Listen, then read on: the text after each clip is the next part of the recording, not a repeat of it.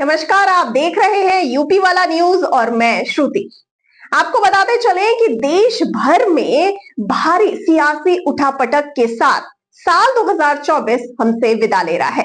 लेकिन इस साल जिस एक नेता ने भारतीय जनता पार्टी के विजय रथ का पहिया पकड़कर उसे अपनी मनचाही मंजिल से रोक दिया, उसका नाम है अखिलेश यादव। आगे आपको बताते हैं इस बारे में विस्तार से। दरअसल बीजेपी 24 के लोकसभा चुनाव में 400 पार का दावा कर रही थी, लेकिन अखिलेश यादव ने उसके इस नारे की हवा निकाल दी। बीजेपी को अपने दम पर बहुमत के लिए जरूरी 273 सीटें भी नहीं मिली और वो 240 सीट पर सिमट गई। यूपी की 80 सीट में से सिर्फ 33 सीट बीजेपी के हिस्से आई। 37 सीट जीतकर अखिलेश यादव 2024 चुनाव के हीरो बन गए।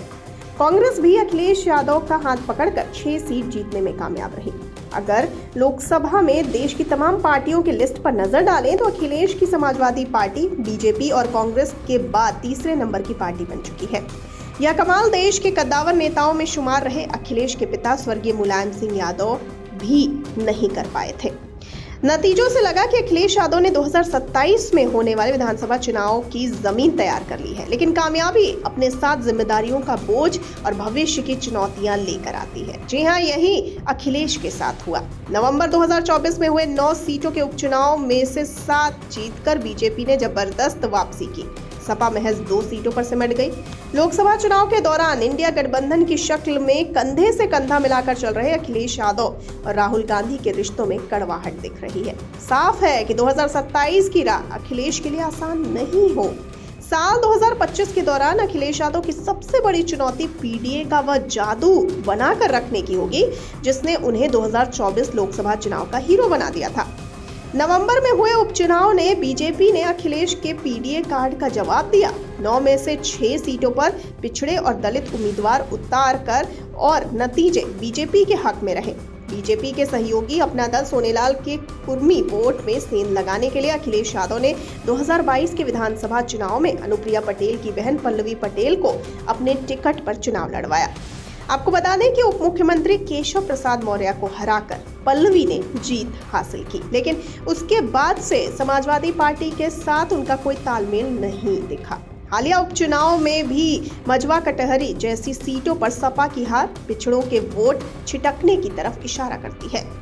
लोकसभा चुनाव में मायावती की पार्टी से टूटे दलित वोट ने सपा कांग्रेस के इंडिया गठबंधन को जबरदस्त समर्थन दिया था।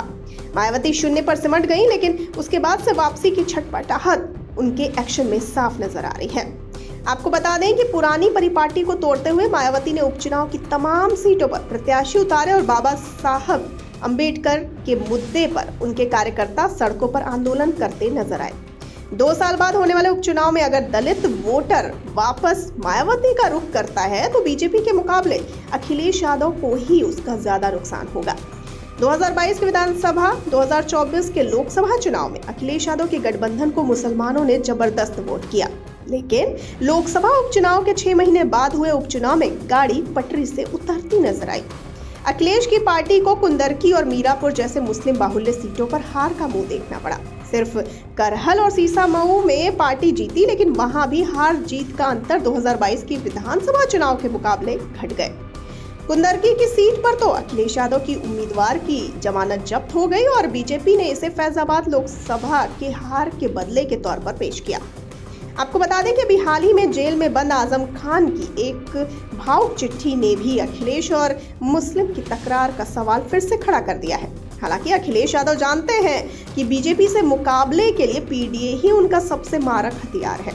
इसीलिए मसला चाहे पुलिस एनकाउंटर का हो, संभल हिंसा का हो या फिर अंबेडकर के अपमान का हो, हर जगह वो पीडीए की धार को तेज करते नजर आए। आपको बताते चलें कि साल 2024 के लोकसभा चुनाव के दौरान यूपीए में अगर झंडा सपा का लहराया तो झंडे में डंडा कांग्रेस पार्टी का था। यूपी में कांग्रेस पार्टी अकेले भले ही शून्य हो, लेकिन इंडिया गठबंधन की कामयाबी में उसके योगदान को सिरे से नकारा नहीं जा सकता। मुस्लिमों के मजबूत ध्रुवीकरण और दलितों के जुड़ाव के साथ कांग्रेस ने फेविकोल का काम किया, लेकिन हरियाणा और महाराष्ट्र के चुनाव से लेकर संभल हिंसा के विरोध जैसे मसलों पर अखिलेश और राहुल की पार्टी खाई में साफ नजर आई। अखिलेश यादव के लिए जरूरी होगा कि उस पूरे वक्त के दौरान सियासत के इस अखाड़े में मजबूती से ताल वे ठोकते रहे। उपचुनाव ने भले उन्हें थोड़ा निराश किया हो, लेकिन लोकसभा चुनाव के उत्साही नतीजों को याद करके वे 2027 में भारतीय जनता पार्टी को टक्कर दे सकते हैं। आपका इस पर क्या कहना है? अपनी राय हमें बताइए कमेंट सेक्शन में। जाते जाते सारे वीडियो को कर दीजिए लाइक और शेयर, और चैनल को सब्सक्राइब करना बिल्कुल ना भूलिए। मुझे दीजिए इजाजत, नमस्कार।